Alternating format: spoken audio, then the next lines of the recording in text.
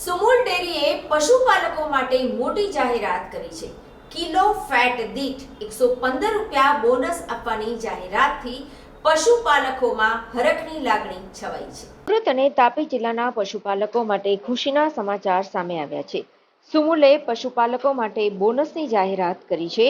Kilo ફેટે 115 રૂપિયા આપવાની જાહેરાત કરી છે, જેથી પશુપાલકો માટે ધનવર્ષા થઈ છે। 4 જૂન બાદ સુમુલ સુરત તાપી મંડળીમાં 385 કરોડ રૂપિયા જમા થશે। સુરત સુમુલનું 2023-24ના વર્ષનું વાર્ષિક ટર્નઓવર 6,333 કરોડનું થયું છે, જે ગત વર્ષ કરતાં 18% વધુ છે। સુમુલના ગુજરાત, મહારાષ્ટ્ર અને ગોવામાં દૂધના પ્લાન્ટ કાર્યરત છે। સુમુલના નિયામક મંડળની આજે બેઠક મળી હતી।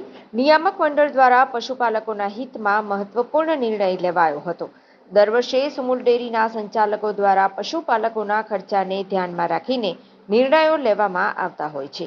પશુપાલન વ્યવસાય સાથે જોડાયેલા પશુપાલકોને આર્થિક રીતે મુશ્કેલી ન થાય અને યોગ્ય રીતે તેઓ આ વ્યવસાય સાથે તાલમેલ રાખી શકે તે માટે તેમના હિતને ધ્યાનમાં રાખીને નિર્ણયો લેવામાં આવે છે। Jayesh Patel, director Sumul dairy. સુમુલ ડેરીની આજે આદરણીય પ્રમુખ શ્રી માનસિંહભાઈ પટેલના નેતૃત્વમાં નિયામક મંડળની સભા મળી હતી।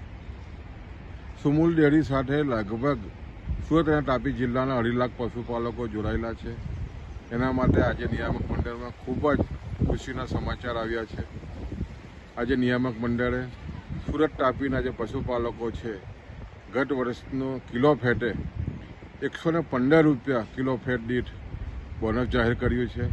આને કારણે લગભગ 385 કરોડ રૂપિયા પશુપાલકોને મંત્રી મારફત 4 જૂન પછી ચૂકવવાના છે।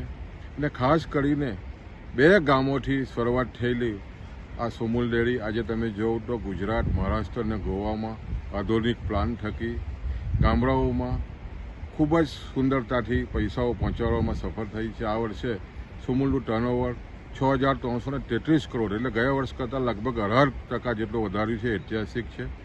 અને ખાસ કરીને જે રીતે 115 રૂપિયા કિલો ફેટે જે ભાવ વધારો જાહેર થયો છે, અને ખાસ કરીને આદરણીય માનસિંહભાઈ પટેલના નેતૃત્વમાં સફળ વહીવટને કારણે આજે 385 કરોડ રૂપિયા 4 જૂને મંત્રીઓ મારફત તમામ પશુપાલકોના ખાતામાં આપવા જઈ રહ્યા